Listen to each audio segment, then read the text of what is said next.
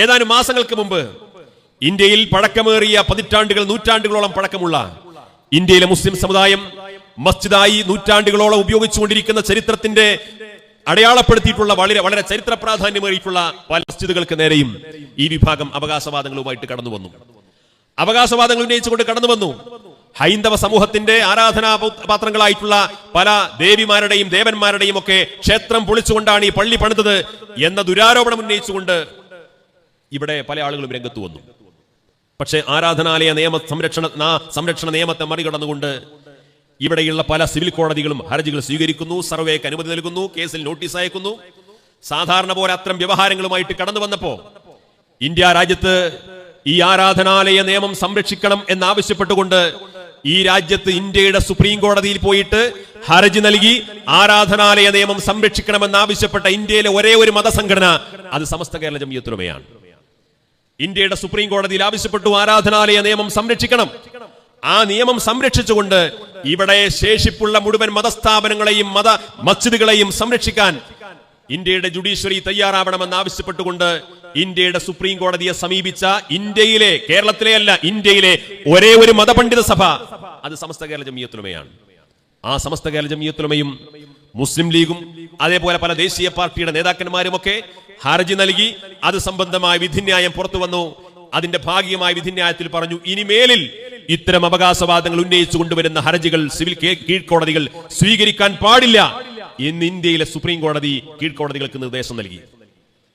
ഇന്ത്യയുടെ സുപ്രീം കോടതി നിർദ്ദേശം നൽകി. നിലവിൽ സർവേ പ്രഖ്യാപിച്ചിട്ടുള്ള, കേസന്വേഷണം പ്രഖ്യാപിച്ചിട്ടുള്ള, അതുമായി ബന്ധപ്പെട്ട വ്യവഹാര നടപടികളിലേക്ക് നടന്നിട്ടുള്ള മുഴുവൻ സിവിൽ കോടതികളും ഇതുമായി ബന്ധപ്പെട്ട നടപടിക്രമങ്ങൾ നിർത്തിവെക്കണമെന്ന് ഇന്ത്യയുടെ സുപ്രീം കോടതി നിർദ്ദേശിച്ചു. സമസ്ത കേരള ജംഇയ്യത്തുൽ ഉലമയുടെ ചരിത്രത്തിൽ ഇതിന് സമാനമായ ഒരുപാട് സംഭവങ്ങളുണ്ട്. നിയമ പോരാട്ടവുമായി ബന്ധപ്പെട്ടുകൊണ്ട് സമുദായത്തിന്റെ അവകാശങ്ങൾ സംരക്ഷിക്കുന്നിടത്ത് സമസ്ത കേരള ജംഇയ്യത്തുൽ ഉലമ അതത് കാലഘട്ടങ്ങളിൽ ഇടപെട്ടുകൊണ്ട് ആ ദൗത്യം നിർവഹിച്ചു.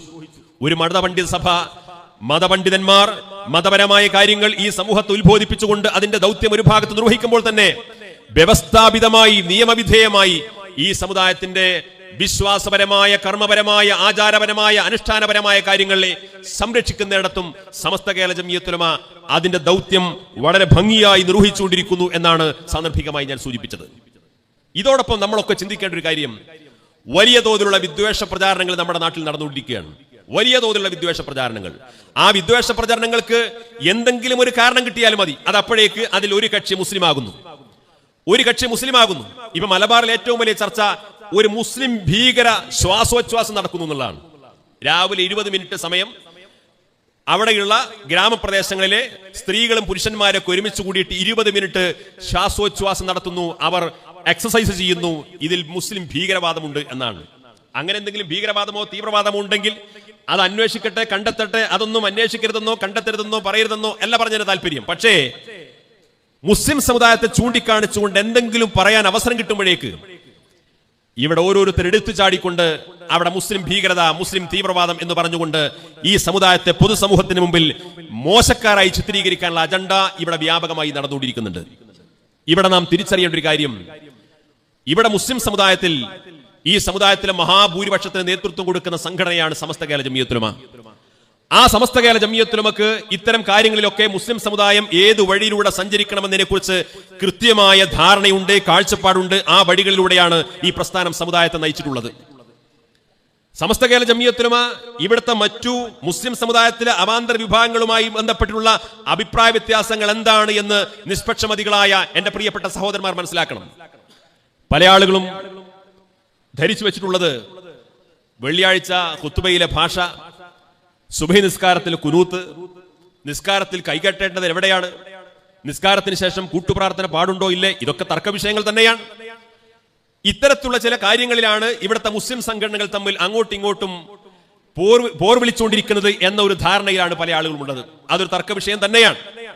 പക്ഷേ അടിസ്ഥാനപരമായി ഇവിടുത്തെ തർക്ക വിഷയം എന്താണെന്ന് ചോദിച്ചാൽ, നേരത്തെ ഇവിടെ പലരും സൂചിപ്പിച്ചതുപോലെ പ്രവാചകർ സല്ലല്ലാഹു അലൈഹി വസല്ലം തങ്ങളുടെ കാലത്ത് തന്നെ വിശുദ്ധമായ ഇസ്ലാം പ്രചരിച്ച നാടാണ് കേരളം. നമ്മുടെ മലബാർ അല്ലെങ്കിൽ ഈ തിരുവിതാംകൂർ, തിരുകൊച്ചി പോലുള്ള പ്രദേശങ്ങൾ, ഇന്ത്യ രാജ്യത്ത് ഇസ്ലാമിന്റെ പ്രബോധനം ആരംഭിച്ചത് പ്രവാചകർ സല്ലല്ലാഹു അലൈഹി വസല്ലം തങ്ങളുടെ കാലത്താണ്. ഇത് ആധികാരികമായി സ്ഥിരീകരിച്ച ചരിത്രമാണ്. അന്ന് മുതൽ മുസ്ലിം സമുദായം കടന്നു വന്നൊരു വഴിയുണ്ട്.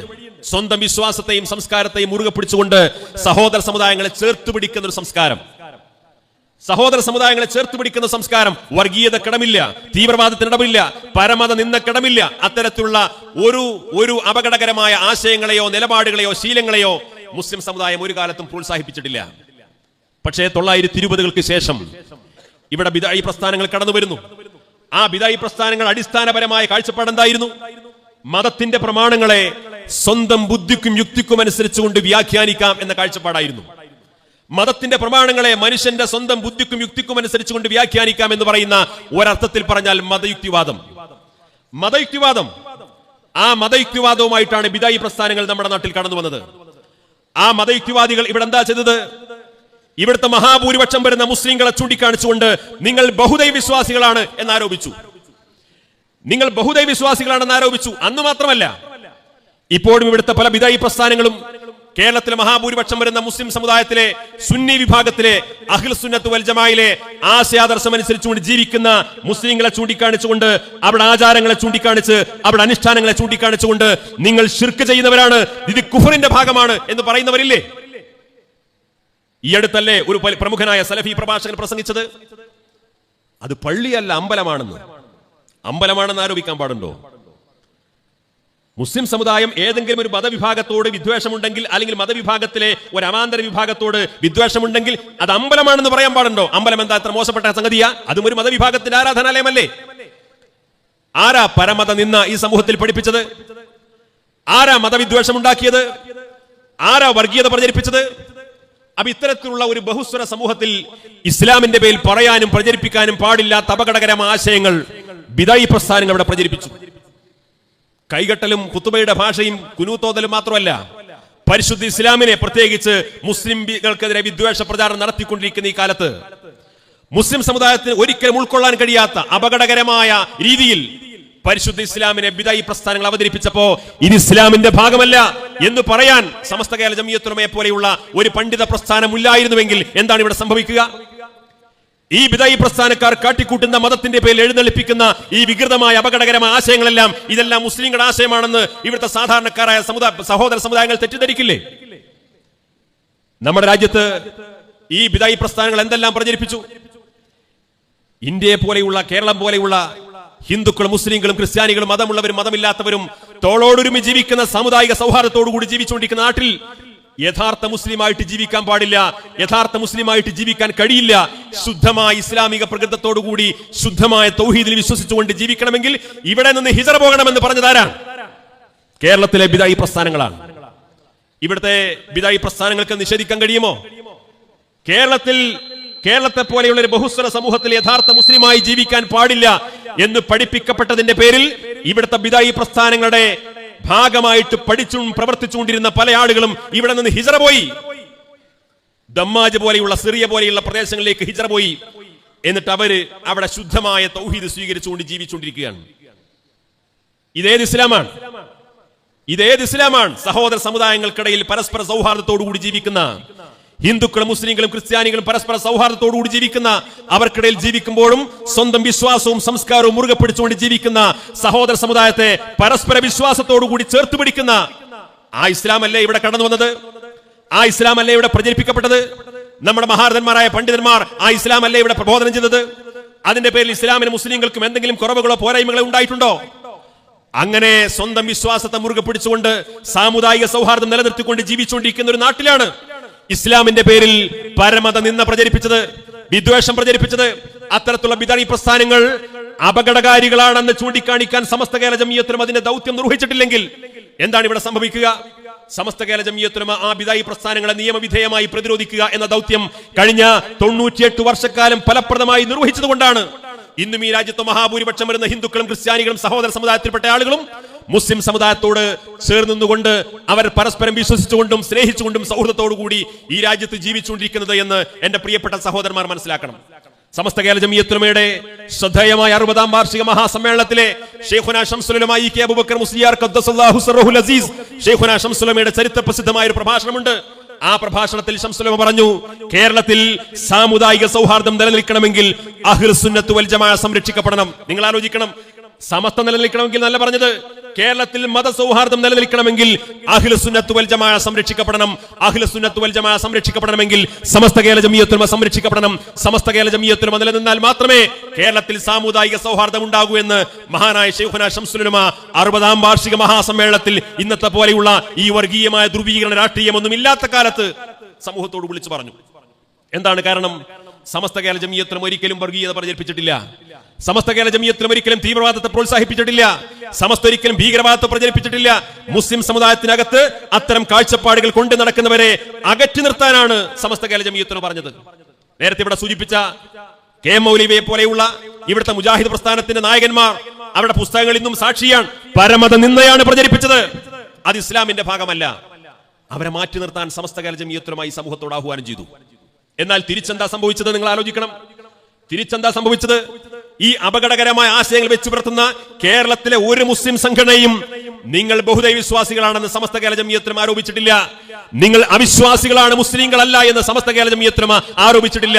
എന്നാൽ ഈ സലഫി പ്രസ്ഥാനക്കാർ ഉൾപ്പെടെ ഇവിടുത്തെ ബിദഈ പ്രസ്ഥാനക്കാർ സമസ്ത കേരള ജമിയത്തുൽ ഉലമയുടെ ആശയാദർശം അനുസരിച്ചുകൊണ്ട് ജീവിക്കുന്ന മഹാഭൂരിപക്ഷം വരുന്ന മുസ്ലിങ്ങളെ ചൂണ്ടിക്കാണിച്ചുകൊണ്ട് നിങ്ങൾ ശിർക്ക് ചെയ്യുന്നവരാണ്, നിങ്ങൾ ബഹുദൈവ വിശ്വാസികളാണ്, നിങ്ങൾ കാഫിറുകളാണെന്ന് വരെ പറയുന്ന പ്രഭാഷണങ്ങൾ അടുത്തിടെ നമ്മൾ കേൾക്കുന്ന സാഹചര്യം ഉണ്ടായി. ആരാണ് ഇവിടെ സാമുദായിക സൗഹാർദ്ദം തകർക്കുന്നത്? ആരാണ് മുസ്ലിം ഐക്യം തകർക്കുന്നത്? ഇവിടെ സുന്നത്ത് ജമാഅത്തിന്റെ ആശയം പ്രചരിപ്പിക്കാനും അത് പ്രചരിപ്പിക്കാനും പ്രബോധനം ചെയ്യാനും അതിന്റെ ആദർശ സമ്മേളനം വെക്കുന്ന സമയത്തൊക്കെ നമ്മൾ സ്ഥിരമായി കേൾക്കുന്ന ചില ഉപദേശങ്ങളുണ്ട്. എന്താ ഉപദേശം? മോദി ഭരിച്ചുകൊണ്ടിരിക്കുന്ന കാലമാണ്. മുസ്ലിം സമുദായം വലിയ പ്രതിസന്ധിയിലൂടെ നടന്നു പോകുന്ന കാലമാണ്.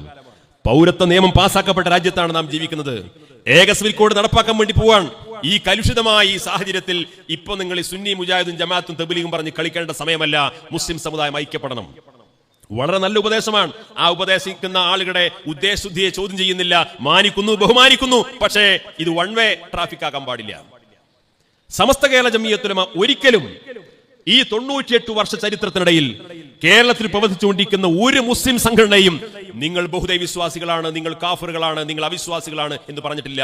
നിങ്ങൾക്ക് ആദർശ വ്യതിയാനം സംഭവിച്ചു. നിങ്ങൾ വഴിതെറ്റി സഞ്ചരിച്ചുകൊണ്ടിരിക്കുന്നു. നിങ്ങൾ അപകടകരമായ ആശയങ്ങളാണ് സ്വീകരിച്ചിട്ടുള്ളത്. ആശയത്തിൽ നിന്ന് പിന്മാറിയിട്ട് യഥാർത്ഥ വിശുദ്ധമായ ഇസ്ലാമിന്റെ നേർരേഖയായിട്ടുള്ള അഹ്ലുസുന്നത്ത് വൽ ജമാഅയുടെ ആശയത്തിലേക്ക് തിരിച്ചു വരണമെന്ന മാന്യമായ സമീപനമാണ് സമസ്ത സ്വീകരിച്ചത്. ബിദഈ പ്രസ്ഥാനങ്ങൾ എന്ത് സമീപനമാണ് സ്വീകരിച്ചത്? ഇവിടുത്തെ മഹാഭൂരിപക്ഷം വരുന്ന സുന്നി സമൂഹത്തെ നോക്കിയിട്ട് പറഞ്ഞു, നിങ്ങൾ അവിശ്വാസികളാണ്, നിങ്ങൾ ബഹുദൈവ വിശ്വാസികളാണ്, നിങ്ങൾ ജീർണത ബാധിച്ചവരാണ്, നിങ്ങൾ അന്ധവിശ്വാസം പ്രചരിപ്പിക്കുന്നവരാണ്, നിങ്ങൾ അനാചാരം പ്രചരിപ്പിക്കുന്നവരാണ്, നിങ്ങൾ യാഥാസ്ഥികന്മാരാണ്. ആ പ്രയോഗം വരുന്ന നാൾവഴി ഏതാന്ന് പരിശോധിച്ചാൽ മതി. എന്നാൽ ഇപ്പോൾ ആ പ്രയോഗം വരുന്നവർ എവിടെ എത്തിയെന്ന് മനസ്സിലാക്കാൻ കഴിയും. മഹാഭൂരിപക്ഷം വരുന്ന സുന്നി സമൂഹത്തെ പ്രതിനിധീകരിക്കുന്ന സമസ്ത കേരള ജമിയത്തുൽ ഉലമയെ നോക്കിയിട്ട്, അല്ലെങ്കിൽ സമസ്ത വിഭാവനം ചെയ്യുന്ന അഹ്ലുസുന്നത്ത് വൽ ജമാഅയുടെ ആശയാദർശം ഉയർത്തിപ്പിടിക്കുന്ന ആളുകളെ നോക്കിയിട്ട് പറയാൻ, നിങ്ങൾ യാഥാസ്ഥികന്മാരാണ്, നിങ്ങൾ അന്ധവിശ്വാസികളാണ്, നിങ്ങൾ ജീർണത കൊണ്ട് നടക്കുന്നവരാണ്, നിങ്ങൾ അനാചാരം പേറി നടക്കുന്നവരാണ്, അതുകൊണ്ട് നിങ്ങളെ ശുദ്ധീകരിക്കണം. ഇത് മുജാഹിദുകാരൻ പറയാറുണ്ട്, ജമാഅത്ത് ഇസ്ലാമിക്കാരൻ പറയാറുണ്ട്, തബ്ലീഗ് ജമാഅത്തുകാരൻ പറയാറുണ്ട്, സകല ബിദഈ പ്രസ്ഥാനക്കാരൻ പറയാറുണ്ട്. ഇപ്പോൾ ഏകദേശം അതിന് ചുവട് വെച്ചിട്ട് പല ആളുകളും പറയാൻ തുടങ്ങിയിട്ടുണ്ട്. ഇതൊക്കെ ഏകദേശം ഈ കുളിമുറിയിൽ എല്ലാവരും നഗ്നരാണ്. ഞാൻ പറഞ്ഞു വരുന്ന കാര്യം, ഇത്തരം വളരെ പ്രധാനപ്പെട്ട ഉത്തരവാദിത്വമാണ് സമസ്ത കേരള ജമിയത്തുൽ ഉലമ ബിദഈ പ്രസ്ഥാനങ്ങളെ പ്രതിരോധിക്കുന്നിടത്ത് ഇവിടെ നിർവഹിച്ചത്. ആ ദൗത്യം വളരെ ഭംഗിയായി ഈ പ്രസ്ഥാനം നിർവഹിക്കപ്പെട്ടതിന്റെ ഗുണഫലമാണ് ഇന്നും എന്തെല്ലാം വിവാദങ്ങളും ആരോപണ പ്രത്യാരോപണങ്ങളും സമസ്ത കേരള ജമിയത്തുൽ ഉലമയും അതിന്റെ നേതൃത്വത്തെയും ഇകഴ്ത്താനും മോശമായി ചിത്രീകരിക്കാനും ആര് ശ്രമിച്ചാലും അവിടെയെല്ലാം കാതോർത്ത് നിൽക്കുന്നത് സമസ്ത കേരള ജമിയത്തുൽ ഉലമ എന്തു പറയുന്നു എന്നുള്ളതാണ്. കാരണം എന്താണ്? ആ പ്രസ്ഥാനം ഈ സമൂഹത്തിൽ നേടിയെടുത്ത വിശ്വാസ്യതയുടെയും അംഗീകാരത്തിന്റെയും അടയാളമാണത്. ആ വിശ്വാസ്യതയുടെയും അംഗീകാരത്തിന്റെയും അടയാളമാണത്. ആ വിശ്വാസ്യതയെ നശിപ്പിക്കാൻ പല രീതിയിലുള്ള പ്രചാരണങ്ങൾ നമ്മുടെ സമൂഹത്തിൽ കടന്നു വരും. ഏത് പ്രചരണങ്ങൾ കടന്നു വന്നാലും പഴഞ്ചനെന്ന് വിളിക്കും, അപരിഷ്കൃതനെന്ന് വിളിക്കും, ലോകം തിരിയാത്തവരെന്ന് വിളിക്കും, 6ാം നൂറ്റാണ്ടുകാരെന്ന് വിളിക്കും. പല രീതിയിലുള്ള ആക്ഷേപങ്ങൾ ഈ പ്രസ്ഥാനത്തിനെതിരെ ഉയർന്നു വരും. കാരണം ഇതിനേക്കാൾ വലിയ ആക്ഷേപങ്ങൾ നേടിയവരാണ്, ആക്ഷേപങ്ങൾ നേരിട്ടവരാണ് മഹാന്മാരായ പ്രവാചകന്മാർ, മഹാന്മാരായ ഇമാമിങ്ങൾ, മഹാന്മാരായ സ്വഹാബത്ത്. സ്വാഭാവികമായും സമസ്ത കേരള ജമിയത്തുൽ ഉലമയുടെ സ്ഥാപക നേതാക്കൾ മുതൽ അതിന്റെ ചരിത്രത്തിലെ ഓരോ പണ്ഡിതന്മാരും ഇതുപോലുള്ള ഒരുപാട് ആരോപണങ്ങൾ നേരിട്ടവരാണ്. പക്ഷേ ആരോപണങ്ങളെല്ലാം നേരിടുമ്പോൾ നാം സത്യത്തിന്റെ പാതയിലാണെന്ന തിരിച്ചറിവും കൂടുതൽ നമ്മളെ ബോധ്യപ്പെടുത്തുന്നു എന്നാണ് നാം മനസ്സിലാക്കേണ്ടത്. ഇന്നും സ്വാഭാവികമായും സമസ്ത കേരള ജംഇയ്യത്തുൽ ഉലമയെ ആക്ഷേപിക്കാൻ, അതിനെ മോശമായി ചിത്രീകരിക്കാൻ ഒരുപാട് ആളുകൾ ഇറങ്ങിത്തിരിച്ചിരിക്കുന്നു. നിങ്ങൾ ആലോചിക്കണം, എത്ര മതസംഘടനകളുണ്ട് കേരളത്തിൽ, എത്ര മതസംഘടനകളുണ്ട് കേരളത്തിൽ. ആ മതസംഘടനകൾ ഇവിടെ ഏതെങ്കിലും മാധ്യമ ചർച്ചകളിൽ ചർച്ചാ വിഷയമാണോ? ആരെങ്കിലും അതിന് നേതൃത്വത്തെക്കുറിച്ച് അറിയുമോ? ആരെങ്കിലും ആ സംഘടന എടുക്കുന്ന സമീപനങ്ങളെ കുറിച്ച് ചർച്ച ചെയ്യപ്പെടുന്നുണ്ടോ? ആർക്കും ചർച്ചാ വിഷയമല്ല. ആ സംഘടനകളുടെ നേതൃത്വം ആരാണെന്ന് ചോദിച്ചാൽ പോലും അതിന്റെ പ്രവർത്തകർക്ക് അറിയാമെന്നല്ലാതെ ഇവിടുത്തെ പൊതുസമൂഹത്തിന് പോലും അറിയില്ല. നേരെ മറിച്ച് സമസ്ത കേരള ജംഇയ്യത്തുൽ ഉലമയുടെ മുഷാവറ യോഗം ചേരുമ്പോഴേക്ക്, സമസ്ത കേരള ജംഇയ്യത്തുൽ ഉലമയുടെ നേതാവ് എന്തെങ്കിലും പ്രസംഗിക്കുമ്പോഴേക്ക്, സമസ്ത കേരള ജംഇയ്യത്തുൽ ഉലമയുടെ അധ്യക്ഷൻ ഒന്ന് നടു റോഡിൽ ഇറങ്ങുമ്പോഴേക്ക് മാധ്യമം പിറകെ സഞ്ചരിക്കാൻ കാരണം എന്താണ്? ഈ പ്രസ്ഥാനത്തിന്റെ ഓരോ ചലനങ്ങളും, ഈ പ്രസ്ഥാനത്തിന്റെ നിലപാടുകളും, ഈ പ്രസ്ഥാനം സമൂഹത്തോട് പറയുന്നതും ഈ ലോകം കേൾക്കാൻ കാത്തിരിക്കുന്നു എന്ന തിരിച്ചറിവ് ഒരു ഭാഗത്ത്. മറുഭാഗത്ത് ഈ പ്രസ്ഥാനത്തെ കല്ലെറിഞ്ഞാൽ, ഈ പ്രസ്ഥാനത്തെ ഇകഴ്ത്തിയാൽ, ഈ പ്രസ്ഥാനത്തെ മോശമായി ചിത്രീകരിച്ചാൽ, ഈ പ്രസ്ഥാനത്തിന് എന്തെങ്കിലും ഒരു ഇടിവ് വന്നാൽ ആ മുഖ്യധാരയിലേക്ക് നമുക്കും കയറി വരാം എന്ന പല ആളുകളുടെയും വ്യാമോഹമാണ്. ആ വ്യാമോഹമായിട്ട് നടക്കാൻ തുടങ്ങിയിട്ട് ഒരുപാട് കാലമായി. പക്ഷേ ചരിത്രത്തിൽ ഇതുവരെ അത്തരം പ്രസ്ഥാനങ്ങൾക്ക് ഇടം പിടിക്കാൻ സാധിച്ചിട്ടില്ല. കാരണം ഇത് വിശുദ്ധമായ ദീൻ സത്യസന്ധമായി ഈ സമൂഹത്തിൽ പ്രചരിപ്പിച്ച പ്രസ്ഥാനമാണ്. അതുകൊണ്ട് തന്നെ സമസ്ത കേരള ജംഇയ്യത്തുൽ ഉലമ എടുക്കുന്ന ഏത് തീരുമാനങ്ങളും, ഏത് പ്രഖ്യാപനങ്ങളും അതിൽ സത്യസന്ധതയുണ്ട്, അതിൽ വിശുദ്ധിയുണ്ട്. നേരത്തെ ഉദ്ഘാടന പ്രസംഗത്തിൽ ആദരണീയനായ സമസ്തയുടെ മുഷാവർ അംഗം തന്നെ ഇവിടെ സൂചിപ്പിച്ചു. സമസ്ത കേരള ജംഇയ്യത്തുൽ ഉലമ തീരുമാനമെടുക്കുന്ന രീതി അത് പെട്ടെന്നെടുക്കുന്ന തീരുമാനങ്ങളല്ല, ധൃതി പിടിച്ചെടുക്കുന്ന തീരുമാനങ്ങളല്ല. ഒരുപക്ഷെ ആ തീരുമാനങ്ങൾ ധൃതി പിടിച്ചെടുക്കാവുന്നതേ ഉള്ളൂ, ആഴ്ചകളും മാസങ്ങളും കൊണ്ട് തീരുമാനമെടുക്കാവുന്നതേ ഉള്ളൂ. പക്ഷേ സമസ്ത കേരള ജംഇയ്യത്തുൽ ഉലമയുടെ ഒരു ശൈലി, അത് സംബന്ധമായ നിരന്തരമായ പഠനങ്ങൾക്കും അന്വേഷണങ്ങൾക്കും ചർച്ചകൾക്കും ഒടുവിൽ എന്ത് തീരുമാനമെടുത്താലും ആ തീരുമാനം അന്തിമമായിരിക്കും. അപ്പോൾ സ്വാഭാവികമായിട്ടും ആ തീരുമാനത്തെ അത്രമേൽ സൂക്ഷ്മതയോടുകൂടി പഠിച്ചും മനസ്സിലാക്കിയും പരിശോധിച്ചുമാണ് നമ്മൾ ആദരണീയരായ പണ്ഡിതന്മാർ തീരുമാനമെടുക്കാറുള്ളത്. അങ്ങനെ തീരുമാനമെടുക്കുന്ന ഒരു ശൈലിയുള്ള പ്രസ്ഥാനമായതുകൊണ്ടാണ് ഈ 98 വർഷക്കാലത്തിനിടയിൽ, നിങ്ങൾക്ക് ചരിത്രം പരിശോധിക്കാം, ഈ 98 വർഷക്കാലത്തിനിടയിൽ ഒരുപാട് പ്രസ്ഥാനങ്ങളെക്കുറിച്ച്, വ്യക്തികളെക്കുറിച്ച്, സംഘടനകളെക്കുറിച്ച്, ആശയങ്ങളെക്കുറിച്ച് സമസ്ത കേരള ജംഇയ്യത്തുൽ ഉലമ തീരുമാനം പറഞ്ഞിട്ടുണ്ട്. ആ തീരുമാനങ്ങളിൽ ഏതെങ്കിലും ഒരു തീരുമാനം പിൽക്കാലത്ത് സമസ്തക്കാർ പിൻവലിച്ചു എന്ന് എതിരാളികൾക്ക് പോലും ആരോപണം ഉന്നയിക്കാൻ കഴിയാത്തതിന്റെ കാരണം എന്താണ്? അത് സത്യസന്ധവും ആധികാരികവുമായി ഒരു പ്രസ്ഥാനം പറയേണ്ട പണ്ഡിതോചിതമായ തീരുമാനമാണ് ഈ സമൂഹത്തോട് പറഞ്ഞത്. അതുകൊണ്ട് അതിൽ മാറ്റം വരുത്തേണ്ട സാഹചര്യം ഉണ്ടായിട്ടില്ല. ഇന്നുവരെ നമ്മൾ സംഘടനയുടെ പ്രവർത്തകരാണ് എന്ന് നിലക്ക് പറയല്ല, ഇവിടുത്തെ പൊതുസമൂഹം കേൾക്കുന്ന ഭാഷയിലാണ് ഞാൻ പറഞ്ഞത്. മതപരമായ കാര്യത്തിൽ 98 വർഷക്കാലത്തിനിടയിൽ സമസ്ത കേരള ജംഇയ്യത്തുൽ ഉലമ എടുത്ത ഒരു തീരുമാനം തെറ്റായി പോയിരുന്നു എന്ന് പറഞ്ഞ് പിൻവലിക്കേണ്ട ഒരു കാര്യം ഈ പ്രസ്ഥാനത്തിന്റെ ചരിത്രത്തിൽ ഉണ്ടായിട്ടില്ല. അതുകൊണ്ട് സമസ്ത ഒരു തീരുമാനമെടുത്താൽ, സമസ്ത പ്രഖ്യാപനം നടത്തിയാൽ ആ തീരുമാനം 100% സത്യസന്ധമാണെന്ന് വിശ്വസിക്കുന്നവരാണ് ഇവിടുത്തെ മഹാഭൂരിപക്ഷം വരുന്ന മുസ്ലിങ്ങൾ.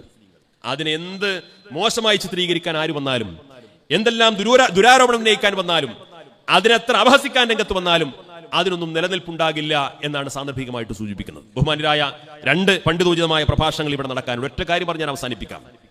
ഇവിടെ എല്ലാം ഈ അടുത്ത കാലത്ത് എല്ലാവർക്കിടയിലും ചർച്ചയുണ്ടായി. ബഹുമാനപ്പെട്ട ഉസ്താദ് അതുമായി ബന്ധപ്പെട്ട് ഇവിടെ സൂചിപ്പിച്ചു. സമസ്തയെക്കുറിച്ചുള്ള വലിയൊരു ആക്ഷേപം, സമസ്ത കേരള ജംഇയ്യത്തുൽ ഉലമ എന്ന് പറഞ്ഞാൽ അതിപ്പോഴും കാര്യങ്ങൾ മനസ്സിലാക്കാത്ത, ലോകം തിരിയാത്ത, ലോകത്തുള്ള വിദ്യാഭ്യാസപരമായ മാറ്റങ്ങളെക്കുറിച്ചൊന്നും മനസ്സിലാക്കാത്ത, ഇവിടുത്തെ സാഹചര്യങ്ങളെക്കുറിച്ചൊന്നും തിരിച്ചറിയാത്ത ഏതോ ഒരു ഉൾനാട്ടിൽ, ഉഗാണ്ടയിൽ ജീവിക്കുന്ന ഒരു വിഭാഗമാണ് ഇതിന് നേതൃത്വം കൊടുക്കുന്നത് എന്നൊരു തെറ്റിദ്ധാരണ പരത്താൻ വ്യാപകമായി ശ്രമിക്കുന്നുണ്ട്. അതിന്റെ കാരണം എന്താണ്? ഇവിടെ പല ആളുകളും സമസ്ത കേരള ജംഇയ്യത്തുൽ ഉലമയുടെ മറവ് ഉപയോഗിച്ചുകൊണ്ട്, അതിന്റെ തണൽ ഉപയോഗിച്ചുകൊണ്ട് തങ്ങളുടേതായിട്ടുള്ള സ്വാർത്ഥമായ ചില താല്പര്യങ്ങളും അജണ്ടകളും നടപ്പിലാക്കാൻ വേണ്ടി ശ്രമിക്കുമ്പോൾ അതിനെ തടയിടാൻ വന്നപ്പോൾ സ്വാഭാവികമായും പിന്നെ സമസ്തയെ തെറ്റിദ്ധരിപ്പിക്കുക എന്ന തീരുമാനമാണ്. സമസ്ത കേരള ജംഇയ്യത്തുൽ ഉലമ ഇവിടെ പരിശുദ്ധമായ ദീൻ ഈ സമൂഹത്തിന് മുന്നിൽ പഠിപ്പിക്കാൻ വേണ്ടിയിട്ടാണ് മദ്രസകൾ മുതൽ, ദർസുകൾ മുതൽ, അറബി കോളേജുകൾ മുതൽ ഈ ദീനി വിദ്യാഭ്യാസ സംരംഭങ്ങൾക്കെല്ലാം നേതൃത്വം കൊടുത്തുകൊണ്ടിരിക്കുന്നത്. അത് ഇത്ര അറബി കോളേജ് വേണം, ഇത്ര പള്ളി ദർസ് വേണം, ഇത്ര മദ്രസകൾ വേണം എന്നൊന്നും എവിടെ എഴുതി ഒപ്പിട്ട് കൊടുത്തിട്ടില്ല. പക്ഷെ സമസ്ത കേരള ജംഇയ്യത്തുൽ ഉലമയുടെ മേൽവിലാസത്തിൽ ഒരു ദീനി വിദ്യാഭ്യാസ സ്ഥാപനം പ്രവർത്തിച്ചുകൊണ്ടിരിക്കുന്നുണ്ടെങ്കിൽ, അത് സമസ്തയുടെ ലേബലിലാണെന്ന് പറയപ്പെടുന്നുണ്ടെങ്കിൽ, അത് സമസ്തയുടെ ഉപദേശ നിർദ്ദേശങ്ങൾക്കനുസരിച്ചുകൊണ്ട് അതിന്റെ തീരുമാനങ്ങൾ ബാധകമാകുന്ന വിധത്തിലേ പ്രവർത്തിക്കാവൂ. കാരണം എന്താണ്? അത് സമസ്തയുടെ സ്ഥാപനമാണെന്ന വിശ്വാസത്തിലാണ് രക്ഷിതാക്കൾ അവിടെ കുട്ടികളെ കൊണ്ടുവന്ന് ചേർക്കുന്നത്. അത് സമസ്തയുടെ സ്ഥാപനമാണെന്ന വിശ്വാസത്തിലാണ്.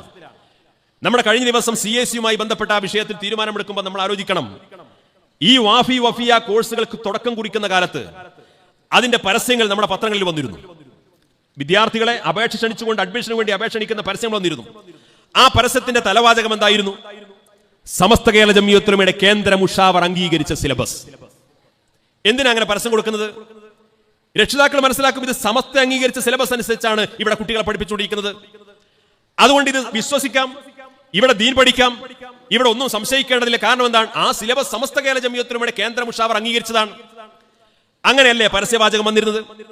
അപ്പൊ സ്വാഭാവികമായിട്ടും അങ്ങനെ പരസ്യം ചെയ്തുകൊണ്ട് ഒരു വിദ്യാഭ്യാസ സംവിധാനം പ്രവർത്തിച്ചുകൊണ്ടിരിക്കുമ്പോൾ ജനങ്ങൾ വിശ്വസിക്കും. അങ്ങനെ വിശ്വസിച്ചുകൊണ്ട് മുന്നോട്ട് പോകുന്ന ഒരു വിദ്യാഭ്യാസ സംവിധാനം എല്ലാവരും അതിനെ പ്രോത്സാഹിപ്പിച്ചു. സമസ്ത പ്രോത്സാഹിപ്പിച്ചു, സമസ്തയുടെ കീഴ്ഘടകങ്ങളെ പ്രോത്സാഹിപ്പിച്ചു. നമ്മുടെ പ്രാദേശികമായ സംഘടനാ പ്രവർത്തകരും മഹല്ല് ഭാരവാഹികളും ഖത്തീബുമാരും ഒക്കെ ആ സ്ഥാപനങ്ങളുടെ അഡ്മിഷന്റെ സമയം വരുന്ന സമയത്ത് വെള്ളിയാഴ്ച പള്ളികളിൽ പ്രസംഗിക്കും. അവിടേക്ക് പരമാവധി കുട്ടികളെ ചേർക്കാൻ വേണ്ടി പ്രോത്സാഹിപ്പിക്കും. കാരണം എന്താണ്? സമസ്ത കേരള ജംഇയ്യത്തുൽ ഉലമയുടെ കേന്ദ്ര മുഷാവർ അംഗീകരിച്ച സിലബസ് അനുസരിച്ച് പ്രവർത്തിക്കുന്ന ഏറ്റവും മികവുറ്റ ഒരു മതഭൗതിക വിദ്യാഭ്യാസ സമന്വയ സ്ഥാപനം. അവിടേക്ക് പരമാവധി കുട്ടികളെ പറഞ്ഞയക്കണം. നമ്മുടെ വിദ്യാർത്ഥികളൊക്കെ മാതൃകായോഗ്യരായി പഠിച്ച് പുറത്തു വരണം. അപ്പൊ ആ താല്പര്യം കൊണ്ടാണ് എല്ലാവരും അതിനെ പിന്തുണക്കാനും പ്രോത്സാഹിപ്പിക്കാനും തയ്യാറായി. പക്ഷേ സമസ്തയുടെ മഹാന്മാരായ നേതാക്കന്മാർ വിശ്വസിച്ചേൽപ്പിക്കപ്പെട്ട ആ ദൗത്യം അത് കൊണ്ടു നടന്ന ആളുകൾ വളരെ തന്ത്രപരമായി, വളരെയധികം വഞ്ചനാപരമായ കബളിപ്പിക്കലിലൂടെ ചില അപകടകരമായ തലങ്ങളിലേക്കുള്ള ചില കള്ളക്കളികൾ അവിടെ നടത്തി. സമസ്ത കേരള ജംഇയ്യത്തുൽ ഉലമയുടെ മേൽവിലാസത്തിൽ മാത്രം ഉയർന്നു വന്ന മറ്റൊന്നിന്റെയുമല്ല, വളരെ ഉത്തരവാദിത്ത ബോധത്തോടു കൂടി ഞാൻ പറയുന്നത്, സമസ്ത കേരള ജംഇയ്യത്തുൽ ഉലമ എന്ന മഹത്തായ പ്രസ്ഥാനത്തിന്റെ മേൽവിലാസത്തിലല്ലാതെ മറ്റൊന്നിന്റെയും പേരിലല്ല ആ സംവിധാനം ഉയർന്നു വന്നത്. എന്നിട്ട് അങ്ങനെ ഉയർന്നും വളർന്നും വന്ന് അത്യാവശ്യം വിദ്യാഭ്യാസ സ്ഥാപനങ്ങളും വിദ്യാർത്ഥികളും സംവിധാനങ്ങളും ബിരുദധാരികളും ഒക്കെ പുറത്തു വന്നപ്പോ ആരും അറിയാതെ തന്ത്രപരമായി സമസ്ത കേരള ജംഇയ്യത്തുൽ ഉലമയുമായി ഒരു ബന്ധവുമില്ലാത്ത വിധം അതിന്റെ നിയമാവലി ഭേദഗതി ചെയ്യുന്നു എന്ന് പറഞ്ഞാൽ എന്താണ് അതിന് മലയാളത്തിൽ പ്രയോഗിക്കേണ്ട ഭാഷ? അത് സംഭവിച്ചുവെന്ന് നമ്മൾ ആരോപിക്കുന്നതല്ല. ഇപ്പോൾ അതിനെ ന്യായീകരിച്ചുകൊണ്ട് വാർത്താ സമ്മേളനം നടത്തുന്ന ആൾ പറയുന്ന പ്രയോഗം എന്താണ്? ഇതൊരു സെപ്പറേറ്റ് എൻറ്റിറ്റിയാണ്. ഇതിന്റെ അന്തിമമായ തീരുമാനമെടുക്കേണ്ടത് അതിന്റെ ജനറൽ ബോഡിയാണ്. അതിന്റെ ജനറൽ ബോഡി ആരുടെ കീഴിലാണ്? ആരുടെയും കീഴിലല്ല. കാരണം എന്താണ്? അതിന്റെ ഉത്തരവാദിത്ത ബോഡി അതിന്റെ ജനറൽ ബോഡിയാണ്. അവിടെ സമസ്തക്ക് റൈറ്റ് ഇല്ല. നിങ്ങൾ ആലോചിക്കണം, ഇത് കൊടും ചതി എന്നല്ല പറയാ. നിങ്ങളുടെ ആലുവയിലൊക്കെ മുനമ്പം കയ്യേറ്റം ചർച്ച ചെയ്ത് കൊടുക്കുന്ന കാലാണ്. അതേപോലെ കയ്യേറ്റല്ലേ ഇവിടെ നടന്നത്? സമസ്ത കേരള ജംഇയ്യത്തുൽ ഉലമയുടെ അതിന്റെ തണലിലും മേൽവിലാസത്തിലും വളർന്നു പന്തലിച്ച് ആളും അർത്ഥവും സംവിധാനങ്ങൾക്കും അറിയുമ്പോ ആ സംഘടനയോട് വഞ്ചനാപരമായ സമീപനം സ്വീകരിക്കുക, അതിന്റെ ഭരണഘടന ഭേദം ചെയ്തിട്ട് അവിടെ സമസ്ത കേരള ജംഇയ്യത്തുൽ ഉലമക്ക് ഒരു റൈറ്റുമില്ല എന്ന് പരസ്യമായിട്ട് പ്രഖ്യാപിക്കുക. എങ്ങനെ സമസ്ത കേരള ജംഇയ്യത്തുൽ ഉലമയെ സ്നേഹിക്കുന്ന, സമസ്ത കേരള ജംഇയ്യത്തുൽ ഉലമയെ മാനിക്കുന്ന, സമസ്ത കേരള ജംഇയ്യത്തുൽ ഉലമയെ അകന്നു നിന്നെങ്കിലും ഈ പ്രസ്ഥാനം മഹത്തായ ഒരു സംവിധാനമാണെന്ന് താല്പര്യപ്പെടുന്ന ഒരു വ്യക്തിക്ക് അത്തരത്തിലുള്ള ഒരു വൃത്തികെട്ട സമീപനത്തെ സ്വീകരിക്കാൻ കഴിയുമോ? അംഗീകരിക്കാൻ കഴിയുമോ? എന്നിട്ട് എന്താ സംഭവിച്ചത്? ഇതുമായി ബന്ധപ്പെട്ട ചർച്ചകളും മറ്റൊക്കെ നടക്കുന്ന സമയത്ത് വളരെ നിഷേധാത്മകമായ സമീപനം, സമസ്ത കേരള ജംഇയ്യത്തുൽ ഉലമയോട് വളരെ നിഷേധാത്മകമായ സമീപനം. പക്ഷെ അപ്പോഴും നമ്മുടെ ആദരണീയരായ ഉസ്താദുമാർ അതൊക്കെ കുറച്ചു കഴിഞ്ഞാൽ ശരിയായിക്കൊള്ളും, സംസാരിച്ച് ശരിയാക്കാം, ഘട്ടം ഘട്ടമായി അതെല്ലാം നല്ല രീതിയിൽ കൊണ്ടുവരാം. കാരണം ഒരു നല്ല സംവിധാനത്തെ നമ്മളായിട്ട് അതിൽ പ്രയാസം ഉണ്ടാക്കണ്ട. 3 വർഷത്തിലധികം നമ്മുടെ ഉസ്താദുമാർ ക്ഷമിച്ചും സഹിച്ചും കാത്തിരുന്നു. എത്രയെത്ര ചർച്ചകൾ! നമ്മുടെ ആദരണീയരായ രോഗികളായ പ്രയാസപ്പെടുന്ന നമ്മുടെ ഉസ്താദുമാർ എത്ര മണിക്കൂറുകളോളമാണ് അത്തരം ചർച്ചകൾക്ക് വേണ്ടി വിവിധ കേന്ദ്രങ്ങളിൽ സമയം ചെലവഴിച്ചത്. ആ ചർച്ചകളിലെല്ലാം നിഷേധാത്മകമായ സമീപനം. ആ ചർച്ചകൾക്കൊക്കെ സമീപിക്കുമ്പോൾ അതിനോടുള്ള പ്രതികരണം എന്താണ്? എനിക്ക് നേർക്കുനേർ സംസാരിക്കാൻ താല്പര്യമില്ല, നിങ്ങൾ കത്ത് തന്നാൽ ഞാൻ തിരിച്ചു മറുപടി തരാം. ഞാൻ ഈ പറയുന്ന കാര്യങ്ങളൊന്നും എനിക്കിങ്ങനെ ചർച്ച ചെയ്യാൻ താല്പര്യമില്ല, വേണമെങ്കിൽ നമുക്ക് വാദപ്രതിവാദമാകാം. ഇങ്ങനെയാണോ ഒരു പണ്ഡിത സഭയോട് സമീപിക്കേണ്ടത്? അപ്പൊ അത്തരം ആളുകൾ ഈ പണ്ഡിത സഭയെ കാണുന്ന സമീപന രീതി എന്താണ്? വളരെ മോശമായ ഇത്തരം സമീപനങ്ങൾ. എന്നിട്ടും ഇതുമായി ബന്ധപ്പെട്ടൊക്കെ ഒരു രമ്യമായ പരിഹാരം ഉണ്ടാകട്ടെ എന്ന് കരുതി മധ്യസ്ഥന്മാർ രംഗത്തിറങ്ങി. ആദരണീയനായ പാണക്കാട് സയ്യിദ് സ്വാദിഖ് അലി ശിഹാബ് തങ്ങൾ, ആദരണീയനായ പി.കെ. കുഞ്ഞാലിക്കുട്ടി സാഹിബ്, സമസ്തയുടെ ആദരണീയരായ പണ്ഡിതന്മാർ, ഇവരെല്ലാം നിരവധി തവണ ഇരുന്ന് ചർച്ച ചെയ്തുകൊണ്ട് ഇവിടെ സമസ്ത കേരള ജംഇയ്യത്തുൽ ഉലമയുടെ ആവശ്യങ്ങൾ മാനിച്ചുകൊണ്ട് CAC എന്ന് പറയുന്ന വിദ്യാഭ്യാസ സംവിധാനത്തിന്റെ അതിന്റെ പ്രവർത്തനങ്ങളെല്ലാം ഭംഗിയായി നടക്കുന്ന വിധം പരസ്പരം സഹകരിച്ച് മുന്നോട്ട് പോകാൻ കഴിയുന്ന രീതിയിലുള്ള ഒരു ഫോർമുല തയ്യാറാക്കി. ആരാ തയ്യാറാക്കുന്നത്? സമസ്തയുടെ പണ്ഡിതന്മാർ, പാണക്കാട് സയ്യിദന്മാർ, മുസ്ലിം ലീഗിന്റെ നേതാക്കന്മാർ. ഈ വിഷയത്തിൽ പിന്നെ മറ്റൊരാളെ കൊണ്ടുവരേണ്ട ആവശ്യമില്ലല്ലോ. ഇവരിരുന്നിട്ട് ഒരു 9 പ്രശ്ന പരിഹാര ഫോർമുല തയ്യാറാക്കി. എന്തായിരുന്നു അതിന്റെ പശ്ചാത്തലം? ഈ ഫോർമുല തയ്യാറാക്കപ്പെട്ടത് ഇത് സമസ്ത കേരള ജംഇയ്യത്തുലമ അംഗീകരിക്കുക, അതോടൊപ്പം CIC-യുടെ സെനറ്റും അംഗീകരിക്കുക. രണ്ടു കൂട്ടരും ഈ പ്രശ്നപരിഹാര ഫോർമുല അംഗീകരിച്ചു കഴിഞ്ഞാൽ പ്രശ്നം അവസാനിച്ചു. പരസ്പരം സഹകരിച്ച് നല്ല രീതിയിൽ കൂടുതൽ ഈ സംവിധാനത്തെ ശക്തിപ്പെടുത്തി നമുക്ക് മുന്നോട്ട് പോകാം. ഈ 9 ഫോർമുല സമസ്തയുടെ മുഷാവറയിൽ അവതരിപ്പിച്ചു. ഉസ്താദുമാർക്ക് ആർക്കും ഒരു അഭിപ്രായ വ്യത്യാസം ഉണ്ടായില്ല. കാരണം എന്താണ്? സമസ്തയുടെ ഉന്നത നേതാക്കൾ, പാണക്കാട് തങ്ങന്മാർ, മുസ്ലിം ലീഗിന്റെ നേതാക്കൾ എല്ലാവരും കൂടിയിരുന്ന് തയ്യാറാക്കിയ ഒരു ഫോർമുലയാണ്. അതിൽ ഖൈറുണ്ടാകും, അതുകൊണ്ട് അത് നമുക്ക് അംഗീകരിക്കാം. അവിടെ ചർച്ച പോലും ആവശ്യമില്ല. ആദരണീയരായ സമസ്തയുടെ മുഷാവറ അത് അംഗീകരിച്ചു. അതേപോലെ സെനറ്റും ആ ഫോർമുല അംഗീകരിച്ച് അത് രേഖാമൂലം സമസ്തക്ക് കൈമാറിയാൽ ആ നിമിഷം ഈ പ്രശ്നം രമ്യമായി പരിഹരിച്ചു. സെനറ്റ് അംഗീകരിച്ചു എന്ന് പത്രത്തിൽ കൊടുത്തു. ഈ ഫോർമുല സെനറ്റ് അംഗീകരിച്ചു എന്ന് പത്രത്തിൽ കൊടുത്തു. പക്ഷേ അത് അംഗീകരിച്ച് മുഷാവർക്ക് സമർപ്പിച്ച രേഖയിൽ ഈ 9 ഫോർമുലയും 9 വ്യവസ്ഥകളും വളച്ചൊടിച്ച് വികലമായി ചിത്രീകരിച്ച് സമസ്ത കേരള ജംഇയ്യത്തുലമയുടെ ഉന്നതമായ നേതൃത്വത്തെ, ഈ ഫോർമുല ഉണ്ടാക്കിയ മധ്യസ്ഥന്മാരെ പരിഹസിക്കുന്ന രീതിയിലാണ് ഈ വിഭാഗം കൈകാര്യം ചെയ്തത്. ഉസ്താദുമാർ അവിടെയും ആ വിഷയം അവസാനിപ്പിച്ചില്ല. എന്നാലും ഒന്നുകൂടെ നമുക്ക് ചർച്ച ചെയ്യാം, എന്നാലും ഒന്നുകൂടെ നമുക്ക് ഈ വിഷയങ്ങൾ പറഞ്ഞ് അവസാനിപ്പിക്കാൻ ശ്രമിക്കാം. അങ്ങനെ ഇത് സംബന്ധമായിട്ട് ഈ ഫോർമുല ധിക്കാരപൂർവ്വം തള്ളിക്കളഞ്ഞിട്ട് വീണ്ടും ഉസ്താദുമാർ ഇരുന്നു. അവർ വീണ്ടും ഒരു പ്രശ്നപരിഹാരത്തിലേക്ക് അടുക്കുമെന്ന് സംശയിച്ച ഈ കൂട്ടർ ഇവരെന്ത് ചെയ്തു? 4 മണിക്ക് അതിനെ ചർച്ച നടക്കാൻ വേണ്ടി പോവാണ്. 2:30 മണിയാകുമ്പോ ഈ വിവാദ കഥാപാത്രത്തെ ജനറൽ സെക്രട്ടറി ആക്കിയിട്ട് പുതിയ കമ്മിറ്റി പ്രഖ്യാപിച്ച് പത്രം കൊടുത്തു.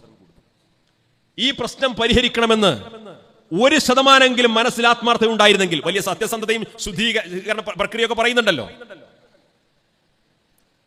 1% ഞാൻ ആദരിക്കുന്നു എന്ന് പറയുന്ന, അങ്ങനെയാണല്ലോ ഞങ്ങൾ പാണക്കാട് തങ്ങന്മാരെ ബഹുമാനിക്കുന്നവരാണ്, ഞങ്ങൾ മുസ്ലിം ലീഗിനെ മാനിക്കുന്നവരാണ് എന്നൊക്കെയാണ് അവകാശപ്പെടുന്നത്. ആ പാണക്കാട് തങ്ങന്മാരും മുസ്ലിം ലീഗ് നേതാക്കന്മാർ ഉണ്ടാക്കിയിട്ടുള്ള ഫോർമുലയെ അംഗീകരിക്കണമെന്ന് 1% മനസ്സിൽ താല്പര്യമുള്ളവരാണെങ്കിൽ 4 മണിക്ക് ചേരാനിരിക്കുന്ന മീറ്റിംഗിന്റെ തൊട്ട് മുമ്പ് 2:30 മണിക്ക് ആ കമ്മിറ്റി പ്രഖ്യാപനം ഏകപക്ഷീയമായി നടത്തുമായിരുന്നോ? എന്താണ് താല്പര്യം? സമസ്ത കേരള ജംഇയ്യത്തുലമയെ ധിക്കരിച്ചുകൊണ്ട് മുന്നോട്ട് പോകാനാണ് താല്പര്യം. മാത്രമല്ല സമസ്ത കേരള ജംഇയ്യത്തുലമ ഇത്തരം ആളുകളെ, അവർക്ക് സംഭവിച്ച അപകടങ്ങളെ തിരിച്ചറിഞ്ഞുകൊണ്ട് ആദ്യം അത്തരം ആളുകളെ സംഘടനയിൽ തന്നെ മാറ്റി നിർത്തി. പിന്നീടായിരുന്നു ഇതിന്റെ നടപടിക്രമങ്ങളെല്ലാം നടത്തിയത്. പക്ഷേ സമസ്ത കേരള ജംഇയ്യത്തുലമ അന്തിമമായ തീർപ്പ് കൽപ്പിച്ചു. അത് ജനങ്ങളെ അറിയിച്ചു, പത്രപ്രസ്താവന അറിയിച്ചു. ഇപ്പോൾ വാർത്താ മാധ്യമങ്ങളിലും മറ്റൊക്കെ പ്രത്യക്ഷപ്പെട്ടുകൊണ്ട് നേരത്തെ സൂചിപ്പിച്ചതുപോലെ ബിദഈ പ്രസ്ഥാനക്കാർ എങ്ങനെയാണ് സമസ്ത കേരള ജംഇയ്യത്തുലമയുടെ നേതൃത്വത്തോടും ഇവിടുത്തെ സുന്നി പണ്ഡിതന്മാരും അവരോടും സ്വീകരിക്കുന്ന സമീപനം അതേ ഭാഷയിൽ സംസാരിച്ചുകൊണ്ടിരിക്കുകയാണ്. ഇവിടുത്തെ സുന്നി പണ്ഡിതന്മാർ യാഥാസ്ഥികരെന്ന് വിളിക്കുന്ന ആരാണ്? ഇവിടുത്തെ സുന്നി പണ്ഡിതന്മാർക്കിടയിൽ, സുന്നികൾക്കിടയിൽ ശുദ്ധീകരണം വേണമെന്ന് ആവശ്യപ്പെടുന്ന ആരാണ്? കേരളത്തിലെ തലയെടുപ്പുള്ള പണ്ഡിതന്മാർ നേതൃത്വം കൊടുക്കുന്ന സമസ്ത കേരള ജംഇയ്യത്തുലമയെ ശുദ്ധീകരിക്കണമെന്ന് പറയാൻ മാത്രം ദാർഢ്യമുണ്ടായിട്ടുണ്ടെങ്കിൽ അതാണ് സമസ്ത കേരള ജംഇയ്യത്തുലമയോട് ഒരു മനുഷ്യൻ ഈ രീതിയിൽ അനാവശ്യമായ രീതിയിൽ പോരാടിയാൽ ആ മനുഷ്യന് സംഭവിക്കാവുന്ന അധപ്പതനത്തിന്റെ തുടക്കമാണ് ആ ഭാഷയിലൂടെയും ശൈലിയിലൂടെയും കാണാൻ പോകുന്നത്. ഞാൻ അവസാനിപ്പിക്കുന്നു. ഒരൊറ്റ കാര്യം ഞാൻ പറയാം, ഒരൊറ്റ ഉദാഹരണം മാത്രം ഞാൻ പറയാം. ഈ വിഭാഗം ഏത് തലത്തിലേക്കാണ് സഞ്ചരിച്ചുകൊണ്ടിരിക്കുന്നത് എന്ന് സമസ്ത കേരള ജംഇയ്യത്തുലമ ദീർഘവീക്ഷണത്തോടുകൂടി കണ്ടതിന്റെ ഒരൊറ്റ ഉദാഹരണം, ഒരു പത്രവാർത്ത ഞാൻ വായിക്കാം. ഇവിടെ മാധ്യമം പത്രത്തിൽ വന്നൊരു വാർത്തയാണ്. ഈ വിഭാഗത്തിന്റെ റൂട്ട് ഏതാണ്? ഞാൻ ആരോപിക്കുന്നതല്ല, റൂട്ട് ഏതാണെന്ന് മനസ്സിലാക്കാൻ വേണ്ടി ഒരു പത്രവാർത്ത ഞാൻ വായിക്കുന്നു. ആ വാർത്തക്ക് ഞാൻ വ്യാഖ്യാനം നൽകുന്നില്ല, വ്യാഖ്യാനം നിങ്ങൾക്ക് വിട്ടു. ആലുവയിൽ നിന്നുള്ള വാർത്തയാണ്, അതുകൊണ്ടാണ് വായിക്കുന്നത്. പ്രമുഖ ഇസ്ലാമിക പണ്ഡിതനും ഗ്രന്ഥകാരനുമായ ഡോക്ടർ യൂസുഫ് ഹുസൈൻ അഹമ്മദ് അൽ അസ്ഹരി ആലുവ അസ്ഹറുൽ ഉലൂം കോളേജ് ശരീഅത്ത് വകുപ്പ് മേധാവിയായി ചുമതലയേറ്റു. ഒരു വാർത്തയാണ്. ഈ വാർത്തയുടെ അവസാനം പറയാണ്, ഞാനിപ്പോൾ വായിച്ച സ്ഥാപനം ഏതാന്നൊക്കെ ഞാൻ പറയേണ്ട കാര്യമില്ലല്ലോ. ഈ വാർത്തയുടെ അവസാനം പറയാണ്, 2019 കേരളത്തിലേക്ക് മടങ്ങിയ അദ്ദേഹം, ഈ അസ്ഹരി, കാളികാവ് വാഫി PG ക്യാമ്പസിൽ സേവനമനുഷ്ഠിച്ചു വരികയായിരുന്നു. ഇസ്ലാമിക അനന്തരാവകാശ നിയമങ്ങൾ, കർമ്മശാസ്ത്ര തത്വങ്ങൾ തുടങ്ങി വ്യത്യസ്ത വിഷയങ്ങൾ ധാരാളം ഗ്രന്ഥങ്ങൾ രചിച്ചിട്ടുണ്ട്. നമ്മളൊന്നും ആരോപിക്കുന്നില്ല, നമ്മളൊന്നും ആരോപിക്കുന്നില്ല. അവിടെ പഠിച്ചുകൊണ്ടിരിക്കുന്ന കുട്ടികൾക്ക് അധ്യാപനം നടത്തിക്കൊണ്ടിരിക്കുന്ന ആളുകൾ ഏത് ആശയഗതിക്കാരായിരുന്നു എന്ന് തെളിയിക്കപ്പെടുന്ന പത്രവാർത്തയാണ്. അവിടുത്തെ കുട്ടികൾക്ക്, അതും PG വിദ്യാർത്ഥികൾക്ക്, ആ PG വിദ്യാർത്ഥികൾക്ക് ഇംഗ്ലീഷ് ഗ്രാമർ ക്ലാസ് എടുക്കാൻ വന്ന ആളല്ല, കണക്കും സയൻസും ക്ലാസ് എടുക്കാൻ വന്ന ആളല്ല, ശരീഅത്ത് വകുപ്പിന്റെ മേധാവിയായിട്ടാണ് ചുമതലയേൽക്കുന്നത്. അപ്പോൾ മനസ്സിലാക്കാൻ സാധിക്കും. ഈ അഹ്ലുസുന്നത്ത് വൽ ജമാഅയുടെ ആശയാദർശം അനുസരിച്ചുകൊണ്ട് സമസ്ത കേരള ജംഇയ്യത്തുൽ ഉലമയുടെ തണലിൽ വളരുന്ന മുഴുവൻ വിദ്യാഭ്യാസ സംവിധാനങ്ങളും അതേ മാതൃകയിൽ തന്നെ മുന്നോട്ട് പോകണമെന്ന സമസ്ത കേരള ജംഇയ്യത്തുൽ ഉലമ കണിശമായി ഒരു സമീപനം സ്വീകരിക്കുന്നതിന്റെ താല്പര്യം എന്താണ്? ഇതുപോലുള്ള ബിദഈ ആശയങ്ങൾ വെച്ചു പുറത്തുന്ന ആളുകൾ നമ്മുടെ കുട്ടികൾക്ക് ക്ലാസ് എടുക്കാനും പഠിപ്പിക്കാനും വന്നാൽ ആ കുട്ടികൾ സമസ്ത അംഗീകരിക്കുകയല്ല ചെയ്യുന്നത്. അതിനേക്കാൾ അപ്പുറം അഹ്ലുസുന്നത്ത് വൽ ജമാഅയുടെ അതിന്റെ പ്ലാറ്റ്ഫോം കൂടി അതിലംഘിച്ചുകൊണ്ട് ബിദഈ പ്രസ്ഥാനങ്ങളിലേക്ക് പോകുന്ന അപകടകരമായ കാഴ്ചയാണ് സംഭവിക്കുക എന്ന് സമസ്തയുടെ ദീർഘദൃഷ്ടിയുള്ള ആലിമീങ്ങൾ തിരിച്ചറിഞ്ഞതിന്റെ ഫലമാണ് വർഷങ്ങൾക്ക് മുമ്പ് തന്നെ വ്യക്തിപരമായ ഒരു നടപടിക്രമത്തിലേക്ക് നീങ്ങിയത്.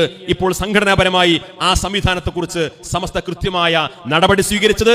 അവസാനം ആ വിഷയത്തിന്റെ അന്തിമമായ പൂർത്തീകരണത്തിന് വേണ്ടി എല്ലാവരും ഒരുമിച്ച് ചേർന്നുകൊണ്ട് 9 പ്രശ്നപരിഹാര ഫോർമുലയുണ്ടാക്കി.